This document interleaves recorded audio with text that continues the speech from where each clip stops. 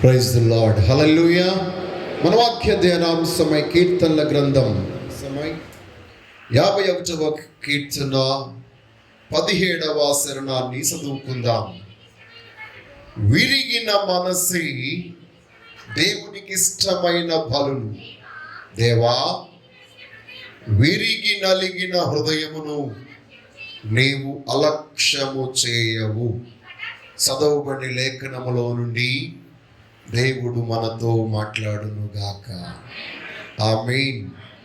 ప్రియమైన బిడ్డలారా, ఈరోజు మన వాక్యాంశం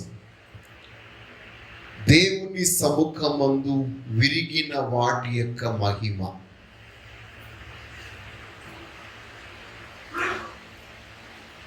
The glory of broken things before or the face of God.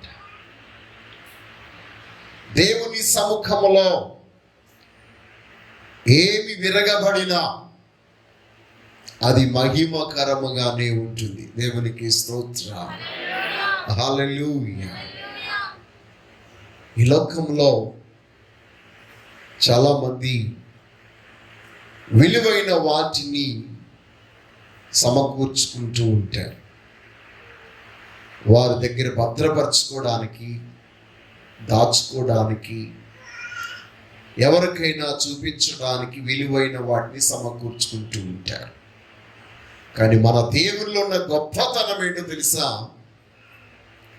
విరిగిన హృదయాలన్నిటినీ ఆయన సమకూర్చేవాడు. దేవునికి స్తోత్రం కలుగునుగా. విరిగిన హృదయములన్నిటినీ ఆయన తన దగ్గర భద్రపరుస్తున్నాడు. ఎందుకంటే విరిగిన మనస్సే ఆయనకి ఇష్టమైన బలియాగం. విరిగి నలిగిన హృదయమును ఆయన లక్ష్యము చేసేవాడు కాదు.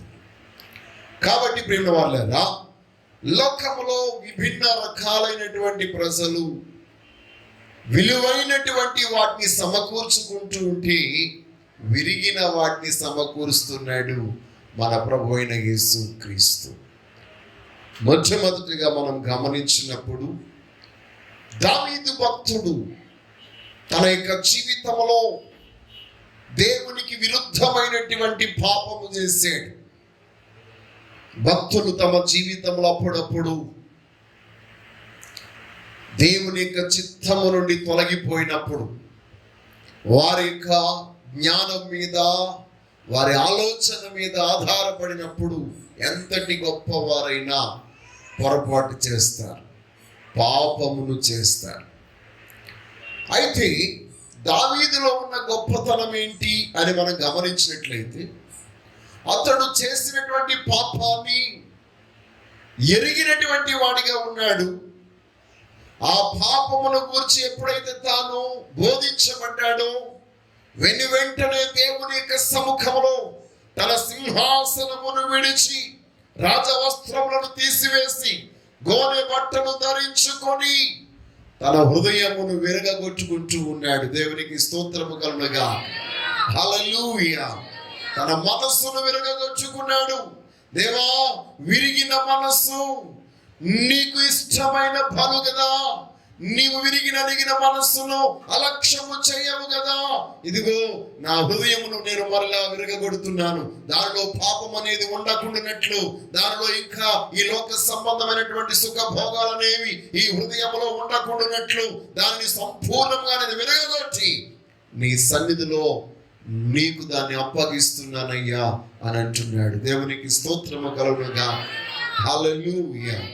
ఈ అధ్యాయంలో మనం చూసినప్పుడు ముమ్మారు ఈ మాట చెప్పబడింది. 8వ వచనంలో కూడా అంటాడు కదా, అక్కడ అంటాడు, అప్పుడు నీవు విరిచిన ఎముకలు హర్షించును అన్నాడు. ఇక్కడ అంటున్నాడు కదా, విరిగిన మనసే దేవునికి ఇష్టమైన బలులు, విరిగి నలిగిన హృదయము నీవు అలక్ష్యము చేయవు అంటున్నాడు.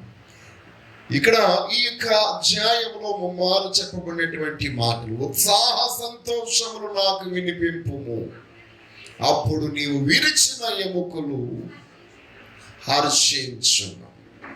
ప్రేమ వాళ్ళరా, దేవుడు ఒక వ్యక్తిని నీతిలోనికి నడిపించడం కొరకు, పరిశుద్ధతలోనికి నడిపించడం కొరకు, పవిత్రమైన జీవితంలోనికి నడిపించడం కొరకు ఆ వ్యక్తిని ఆయన తన హృదయమును, తన ఎముకలను విరగగొట్టువాడై ఉన్నాడు. దేవునికి స్తోత్రము కలుగునుగా. హల్లెలూయా.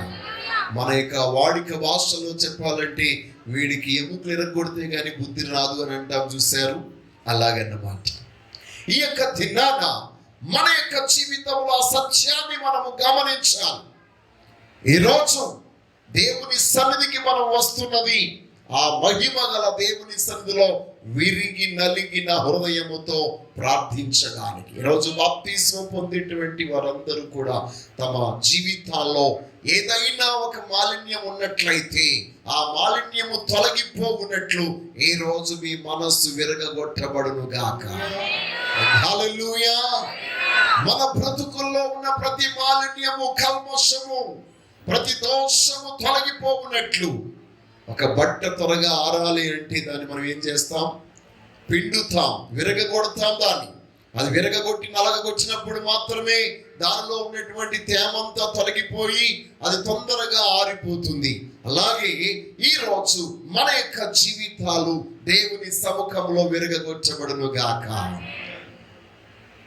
మొట్టమొదటిగా మనము గమనించినట్లయితే ఆది కాండము, ప్రియమైన దేవుని బిడ్డలారా, ఆ 32వ అధ్యాయం 24 నుండి 28 వరకు ఆ లేఖనాల్లో మనం చూస్తున్నాము. అక్కడ ఒక భక్తుడు మనకి కనబడుతున్నాడు. అతని పేరు యాకోబు. ఈ యాకోబు దేవుని యొక్క సముఖంలో ఒంటరిగా నిలిచిపోయాడు. తన కుటుంబస్తులందరినీ, తన ఇంటి వారందరినీ పంపించిన తర్వాత తను యబ్బేకు రేవు దగ్గర ఒంటరిగా నిలబడి ఆ ఒంటరి వాడిగా ఉండి దేవుని సముఖంలో ప్రార్థన చేస్తూ ఉన్నాడు. అక్కడ దేవుని యొక్క దూత అతని దగ్గరికి వచ్చినప్పుడు ఆ దేవుని దూతతో తాను పెనుగులాడుట మనం ఈ లేఖన భాగాల్లో చూస్తున్నాం. ఆ పెనుగులాటలో దేవుడు తన తొడగూటిని విరగగొట్టాడు. దేవునికి స్తోత్రము కలుగునుగా. తొడగూటి ఎప్పుడైతే విరగగొట్టబడిందో, తొడగూడు వసిలిపోయినను యాకోబు దేవునితో పోరాడాడు, దేవునితో పెనుగులాడాడు. దేవునికి స్తోత్రము కలుగునుగాక. ప్రియమైన బిడ్డలారా, మీరు ఒక విషయాన్ని గమనించండి. తాను ప్రార్థన చేయక మునుపు తన కాళ్ళు బాగానే ఉన్నాయి. తను ఎందుకొరకు ప్రార్థన చేస్తున్నాడు? ఇప్పుడు తన అన్న అయినటువంటి ఏసావు తనను చంపడానికి 400 మందిని వెంటేసుకుని వస్తూ ఉన్నాడు. ఆ 400 మంది సైన్యాన్ని తాను ఎదుర్కోగలగాలంటే తన కాళ్ళల్లో సత్తు ఉండాలి, తన శరీరంలో సత్తు ఉండాలి, బలము కలిగిన వ్యక్తిగా ఉండి దాన్ని ఎదుర్కోవాలి. అలాంటి సమయంలో దేవుని దగ్గరికి సహాయము కొరకు ప్రార్థించడానికి యాకోబు వెళితే తొడగూడు వసిలిపోయింది. ఇప్పుడు శత్రువైనటువంటి తన అన్నయ్య ఏసావు ఎదురుపడినప్పుడు తన పరిస్థితి ఏంటి? సమస్య ఇంకా జటిలమైపోతుంది కదా. కానీ ప్రియమైన బిడ్డలారా, తొడగూడు విరగగొట్టబడినను వసిలిపోయినను తాను దేవుని సముఖంలో ప్రార్థించాడు గనుక దేవుని యొక్క మహిమ తన జీవితంలోనికి అనుగ్రహించబడింది. దేవునికి స్తోత్రము కలుగును గాక. హల్లెలూయా. తొడగూడు వసిలినప్పుడు మాత్రమే తాను ఇంకా ప్రభుని విడవకుండా ఉన్నప్పుడు అని అంటాడు, ఇదిగో నీవు నాతో పోరాడి గెలిసితివి, ఇక మీదట నీ పేరు యాకోబు కాదు, నీ పేరు ఇశ్రాయేలు అని ఆశీర్వదించాడు. దేవునికి స్తోత్రము కలుగునుగా. తొడగూడు విరగగొట్టబడుట మంచిదయ్యింది. విరగగొట్టబడుట వలన తాను దేవుని ఆశీర్వాదమును పొందాడు. ఈ రోజు నీ హృదయము విరగగొట్టబడును గాక, నీ మనస్సు విరగగొట్టబడును గాక.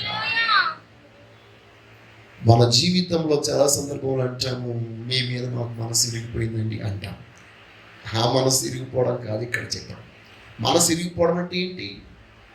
ఒక వ్యక్తి మీద మనసు విరిగినా, ఒక వస్తువు మీద మనసు విరిగినా దాన్ని మనం ఇంకా పట్టించుకోం, దాన్ని ఇంకా జ్ఞాపకం చేసుకుని విడిచిపెట్టేస్తాం. అలాగే ఈ రోజు మీ హృదయం విరగగొట్టబడినప్పుడు ఇక ఆ పాపముల గురించి కానీ, ద్వేషముల గురించి కానీ, ఈ లోక సంబంధమైన విషయాల గురించి కానీ అది ఏమాత్రం ఇక ఆలోచించదన్నమాట. దేవునికి స్తోత్రం కలుగుగా.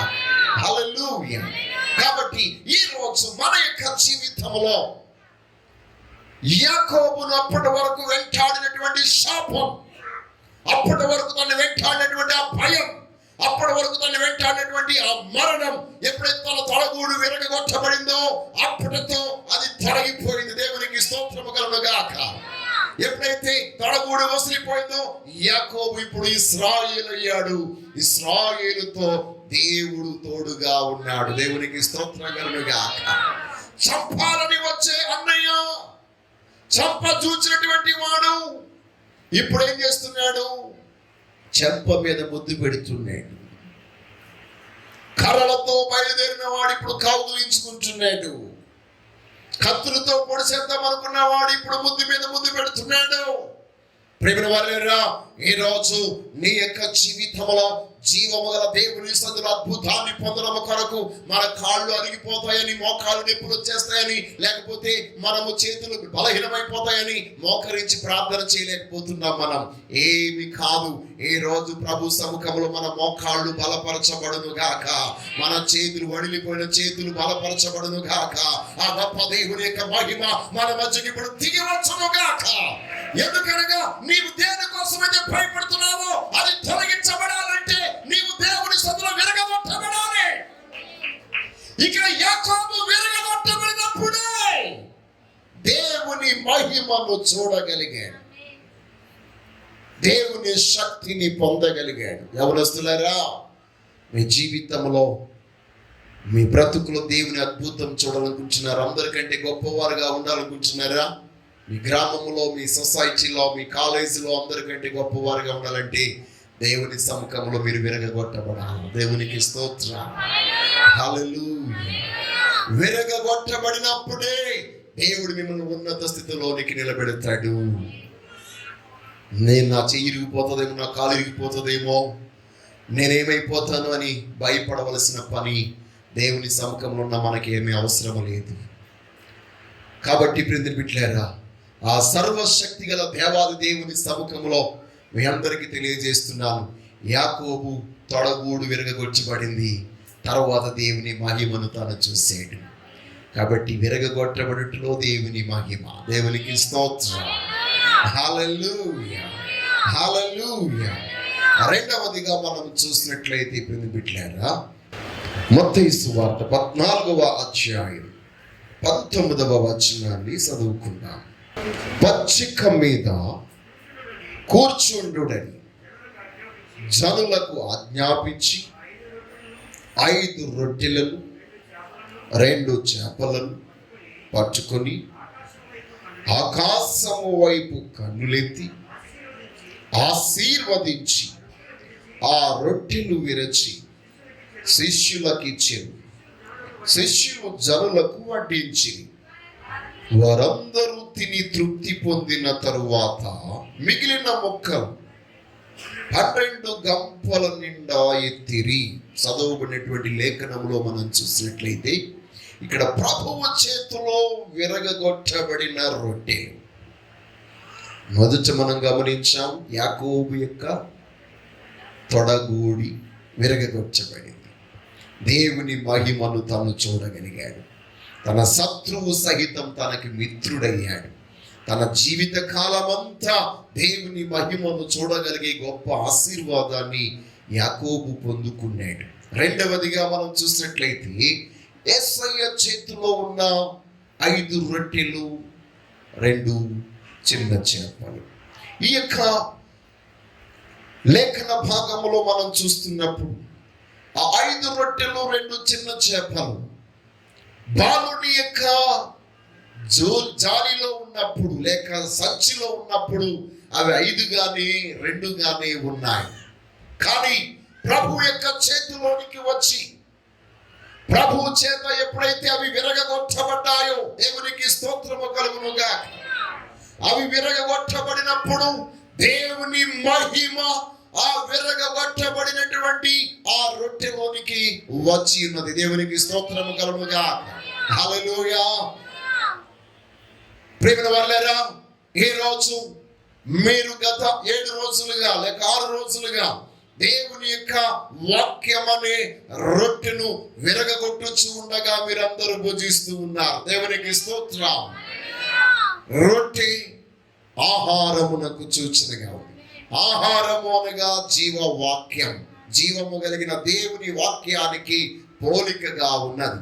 దేవుని వాక్యము ఎంత విరగగొట్టబడితే అది విరగగొట్టబడితే అంతగా విస్తరించబడుతుంది. అంతగా అనేక మంది దాన్ని వినగలుగుతారు, దాన్ని భుజించి తృప్తి పరచబడగలుగుతారు. ప్రియమైన బిడ్డలారా, ఈ యొక్క దినాన ఈ యొక్క యేసుక్రీస్తు వారి చేతిలో ఉన్నటువంటి 5 రొట్టెలు 2 చిన్న చేపలు ఆయన పైకి ఆకాశము తట్టు ఎత్తి ఆశీర్వదించగానే ఆయన ఆ దేవుడు పరలోకమందున దేవుడు ఆశీర్వదించినప్పుడు అవి వేల కొలది మందికి పంచడానికి, విస్తారమైనటువంటి జనాంగము భుజించడానికి వీలైంది. అంత మాత్రమే కాదు, ఇంకా లేఖనం చెప్తున్న మాట, అవి అందరూ తినగా మిగిలినవి సంతృప్తిగా వారు భుజించిన తర్వాత 12 గంపలను వారు ఎత్తి ఉన్నారటండి. ప్రియమైన వాళ్ళారా, సర్వశక్తి గల దేవుడు మన యొక్క జీవితంలో ఒక కార్యము జరిగింపజేస్తే ఆయన తన చేతితో ఆ రొట్టెను విరిచినప్పుడు దేవుని యొక్క మహిమ ఆ రొట్టెలో బయలుపరచబడినట్లుగా ఈ రోజు మనము ఆయన చేతిలో విరగొట్టబడదాం. దేవునికి స్తోత్రం. మిమ్మల్ని విరగొడితే ఒప్పుకుంటారా? సరి చేస్తేనే ఒప్పుకోరు కదా, విరగొడితే ఒప్పుకుంటారా? దేవుడు మనల్ని విరగొట్టడానికి ఇష్టపడుతున్నాడు. నీవు గొప్పవాడు అవ్వాలంటే దేవుని చేత విరగొట్టబడాలి. నీ వ్యాపారంలోనైనా, నీ ఉద్యోగంలోనైనా, నీ పనిపాట్లలోనైనా మన భక్తి, మన యొక్క విశ్వాసం అంతా కూడా దేవునికి ఇష్టమైనదిగా ఉండాలంటే అది విరగొట్టబడినదిగా ఉండాలి. విరగొట్టబడినప్పుడే దేవునికి ఇష్టమైన బలియాగంగా, ఇష్టమైన అర్పణగా మనం తీర్చబడతాం. అప్పుడు నీ వ్యాపారం దినదినం వృద్ధి చెందుతుంది. ప్రియమైన వాళ్ళరా, ఒక రోజున ఒక నిరుపేద సహోదరుడు దేవుని సన్నిధికి వచ్చాడు. చాలా నిరుత్సాహంతో, నిస్సహాయతతో. అందరూ వెళ్ళిపోయినా తను ఒంటరిగా ఉన్నాడట.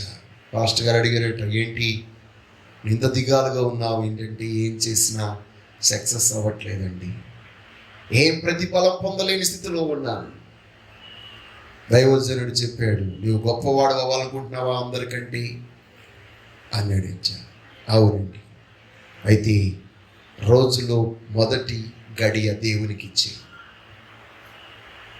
వేకువనే లేచి దేవుని సముఖంలో నువ్వు ప్రార్థన చేయి. నిశ్చయముగా దేవుడు నిన్ను దీవిస్తాడు. నీ రాబడిలో ప్రథమ ఫలాన్ని దేవునికి ఇచ్చేయి. దేవుడు నిన్ను ఆశీర్వదిస్తాడు. ప్రతి దినము దేవుణ్ణి ఆరాధించు. ప్రతి వారం దేవుని సన్నిధికి వెళ్ళి నువ్వు దేవుణ్ణి మహిమపరచు. నిశ్చయముగా దేవుని పట్ల కార్యం చేస్తానన్నాడు. ప్రేమ బిడ్డలారా, ఆ వ్యక్తి అలాగ చేయడం ప్రారంభించాడు. మొదట చిన్న వ్యాపారం మొదలుపెట్టాడు, సిరు వ్యాపారం మొదలుపెట్టాడు. సైకిల్ మీద ప్రారంభమైన తన వ్యాపారం ఈనాడు యావత్ ప్రపంచమంతా విస్తరించింది.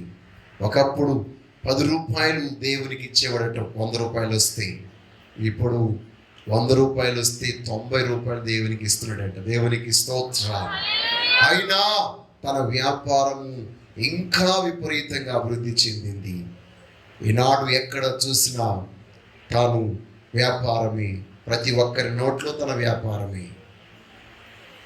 తన పేస్ట్ లేకపోతే మన ఎవరికి తెల్లవారు. దేవునికి స్తోత్రం.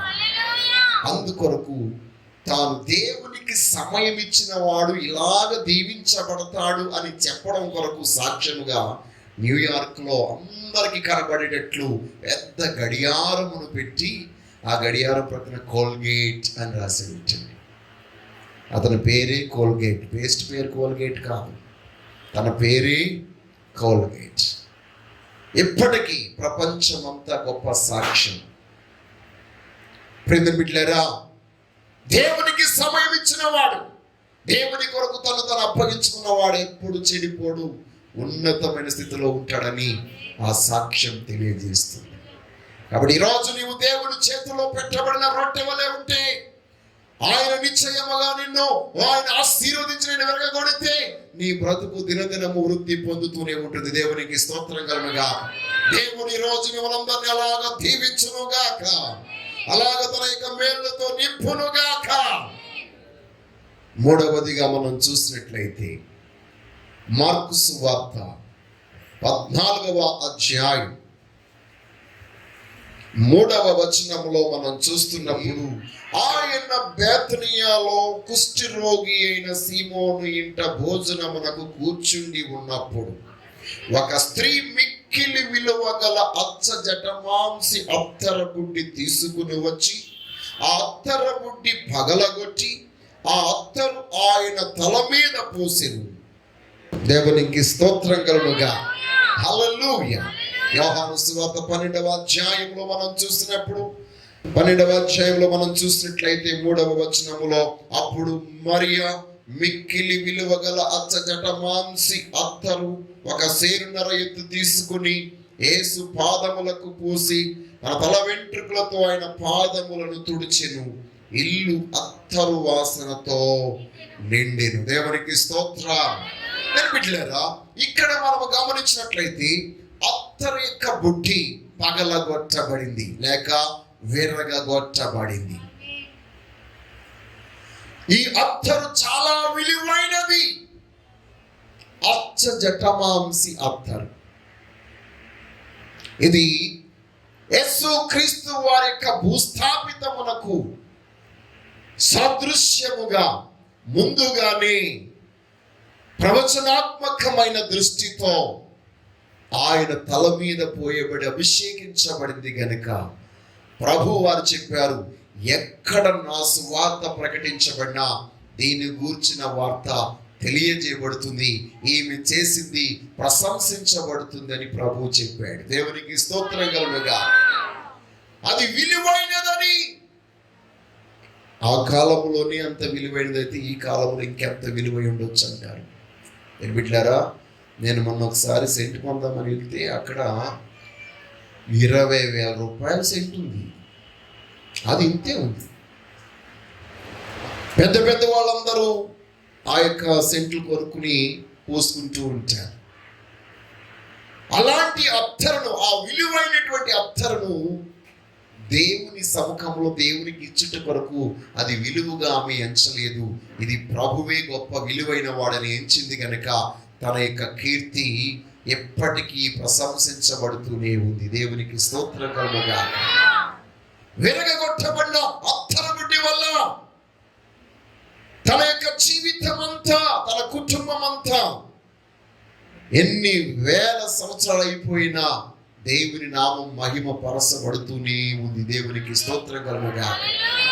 బిడ్డలారా, ఈ రోజు మన యొక్క జీవితంలో ప్రభు కొరకు ఏదైనా విలువైనది మనము ఇచ్చినప్పుడు, ఏదైనా విలువైనది మనం ప్రభుకి అప్పగించినప్పుడు నిశ్చయముగా ఆ దేవుడి యొక్క సన్నిధిలో అది ఇవ్వబడింది కనుక దేవుని నామం మహిమపరచబడినంత కాలం నీ యొక్క పేరు కూడా మహిమపరచబడుతూనే ఉంటుంది. నీవు చేసిన క్రియకు దేవుడు ప్రతిఫలం ఇస్తూనే ఉంటాడు. దేవునికి స్తోత్రం. ఈ రోజు విరగొట్టబడిన తర్వాత దేవుని మహిమను చూడాలనుకున్నట్లయితే నీవు దేవునికి ఒక అర్పణ ఇచ్చినప్పుడు ఆ అర్పణ మీద నీకు ఇంకా మనస్సు ఉండకూడదు. అది దేవునిది. It is belongs to God. అది దేవునికి ఇవ్వబడింది కనుక అది దేవునికి ఇచ్చేసి ఉన్నాం అంతే. దాని మీద మనకి ఇంకా మనసు ఉంటే నీకు ఏమాత్రం మహిమ కలగదు. దేవునికి అది ఎప్పుడైతే ఇస్తావో అది దేవుడు దాన్ని మహిమకరంగా మారుస్తాడు. దేవునికి స్తోత్రం కలుగునుగా. హల్లెలూయా. కాబట్టి ఆ యొక్క అత్తరును ఆమె దేవునికి ఆ విధముగా అర్పించింది. అత్తరు పుట్టిని పగలగొట్టి మరీ ఇచ్చిందట. దేవునికి స్తోత్రం. 4వదిగా మనం చూసినట్లయితే బిడ్డలారా, పగిలిన విరిగిన కొండ. ఇర్మియా గ్రంథం 18వ అధ్యాయం 4వ వచనాన్ని మనం చూసినట్లయితే, గృహము యొద్ద కూర్చున్నప్పుడు దేవుని యొక్క వాక్కు అతని యొద్దకు ప్రత్యక్షమై అతనితో అంటుంది, నువ్వు లేచి కొమ్మరి వాని ఇంటికి వెళ్ళు అని దేవుని యొక్క వాక్కు అతనికి తెలియజేసింది.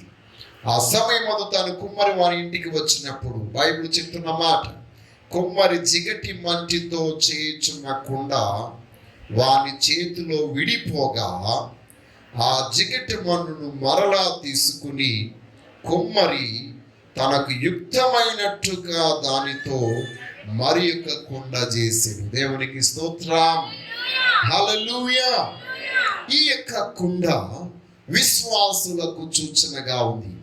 ఆనాడు ఇశ్రాయేలు ప్రజలందరికీ కూడా పోలికగా ఈ మాట చెప్పాడు.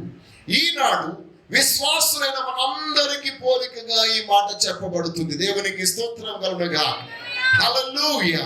ప్రియ బిడ్డలారా, మనం ఎప్పుడైతే మట్టి కుమ్మరి వాని చేతిలో ఉన్నట్టుగా మనమును కూడా దేవుని యొక్క చేతిలో ఉంటామో, అప్పుడు నిశ్చయముగా ఆ కుమ్మరి వాడు విడిపోయినటువంటి ఆ యొక్క మట్టి అంతటిని మరలా పిసికి మరలా దాన్ని మెత్తన చేసి అది మరలా విలువైన, శ్రేష్టమైన, మరలా మేలుకరమైన మరి యొక్క కుండను తాను ఎలాగ చేశాడో, అలాగే మన యొక్క జీవితంలో దేవుడు కూడా మరొక శ్రేష్టమైనటువంటి పాత్రగా మనను చేయనై ఉన్నాడు. దేవునికి స్తోత్రం, హల్లెలూయా. ఇశ్రాయేలు దేవుని చేతిలో ఉన్నట్లు విశ్వాసులైన మీరు, నేను, మన సంఘం సర్వశక్తి గల జీవము గల దేవుని చేతిలో ఉన్నప్పుడు ఆయన తాను విడిపోయిన ఆ కుండను, పగిలిపోయిన ఆ కుండను మరలా శ్రేష్టమైన మరొక కొండగా, మరొక పాత్రగా ఆయన చేసేవాడిగా ఉన్నాడు. దేవునికి స్తోత్రం, హల్లెలూయా, హల్లెలూయా. బిడ్డలారా, దేవునికి ఇష్టమైన పాత్రగా మీరు ఉండాలనుకుంటున్నారా, లేక మీకు ఇష్టమైన వారిగా మీరు ఉండాలనుకుంటున్నారా? మీకు ఇష్టమైన వారిగా మీరు ఉన్నప్పుడు మీరు పెంకి కొండలు అవుతారు, కొండ పెంకులుగా మారిపోతారు. వాళ్ళే పెంకోళ్ళు అంటారు. వాళ్ళు ఎంత చెప్పినా, ఎవరు చెప్పినా కరగరు, మెత్తనబడరు, అందరికీ గాయాలు చేసేవారుగానే ఉంటారు, కానీ ఎవరికి వాళ్ళు ప్రయోజనకరమైన వారుగా ఉంటారు. కానీ దేవుని చేతిలో మనము పెట్టబడినప్పుడు, ఆ దేవుడు దాన్ని మరలా మలిచినప్పుడు ఒక మంచి పాత్రగా మనము తీర్చబడతాం. దేవునికి స్తోత్రం, హల్లెలూయా. కాబట్టి ఈరోజు కుమ్మరి చేతిలో కుండగా, కుమ్మరి చేతిలో పాత్రగా మనము మలచబడుదుము గాక. బిడ్డలారా, పరమ తండ్రి ఆయనే స్వయంగా చెప్తున్నాడు, ఇదిగో నువ్వు చూసావు కదా, అంతటా మరలా దేవుని వాగ్దానానికి వచ్చి అంటున్నాడు, ఇశ్రాయేలు వారలారా, ఈ కుమ్మరి మంటికి చేసినట్లు నేను మీకు చేయలేనా? ఇది యెహోవా వాక్కు. జిగటి మన్ను కుమ్మరి చేతిలో ఉన్నట్టుగా ఇశ్రాయేలు వారలారా, మీరు నా చేతిలో ఉన్నారు. ఆయన ఏం చేయడానికైనా, పెళ్ళగించడానికైనా, విరగగొట్టడానికైనా, నాటడానికైనా, ఏమి చేయడానికైనా అధికారం కలిగిన వాడిగా ఉన్నాడు. ఈరోజు మనం దేవుని చేతిలో ఉన్నట్లయితే, మంటిగానే ఉన్నప్పుడు ఆయన చేతిలో పెట్టబడితే, విరిగిపోయినటువంటి మన యొక్క జీవితంలో ఏ కారణం చేత విరిగిపోయిందో, ఏం అడ్డుపడి అది విరిగిపోయిందో వాటన్నిటినీ తీసివేసి శుద్ధీకరించి మరలా మెత్తన చేసి శ్రేష్టమైనటువంటి పాత్రగా ఆయన మనల్ని చేస్తాడు. దేవునికి స్తోత్రం.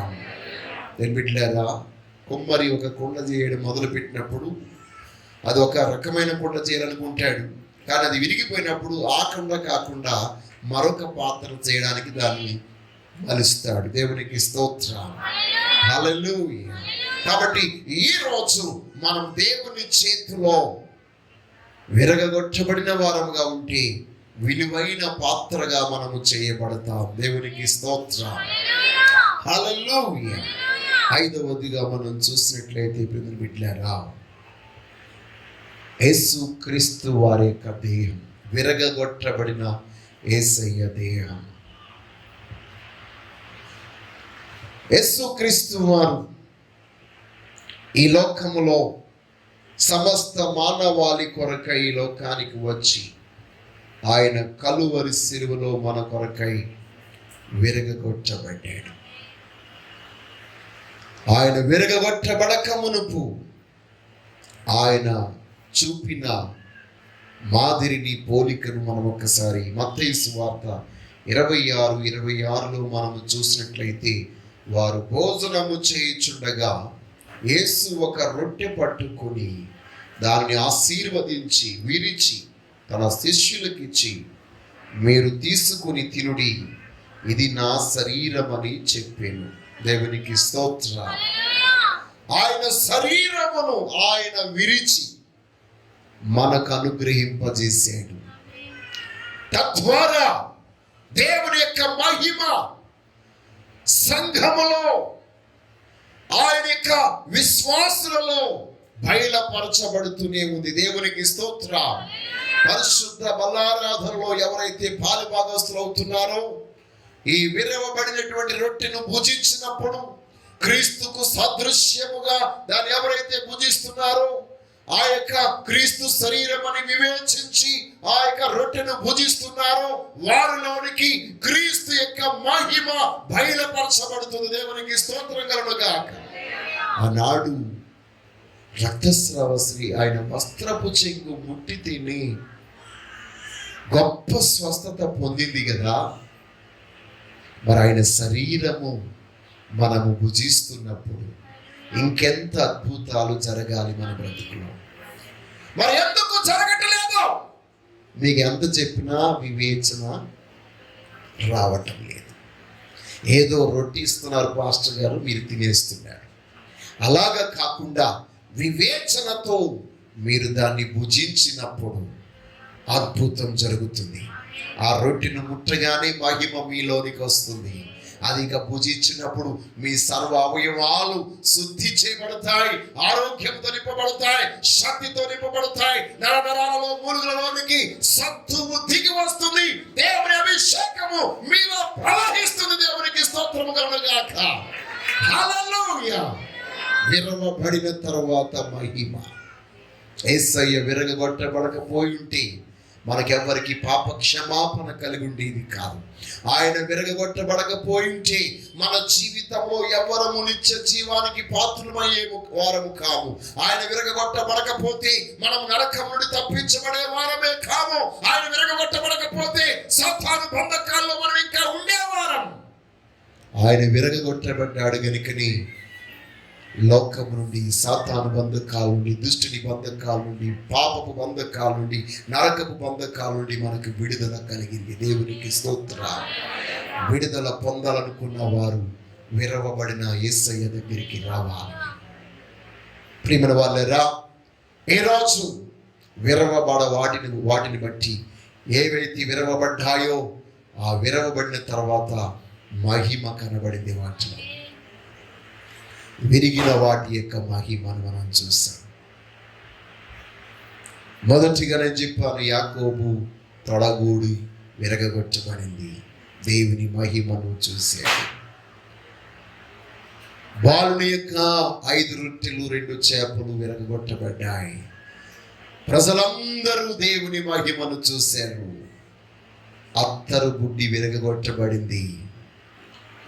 దేవుని మహిమను ఆమె చూడగలిగింది. కొండ విరగగొట్టబడింది. మహిమ కలిగినటువంటి కొండ చేయబడింది. క్రీస్తు శరీరం విరగగొట్టబడింది. మనందరి బ్రతుకులు మహిమగా మార్చబడ్డాయి. క్రీస్తు సంఘమైన మనందరము మహిమ గల సంఘముగా ఉండాలని ప్రతిరోజు ఆయన ఉదక స్నానము చేయిస్తూనే ఉన్నాడు.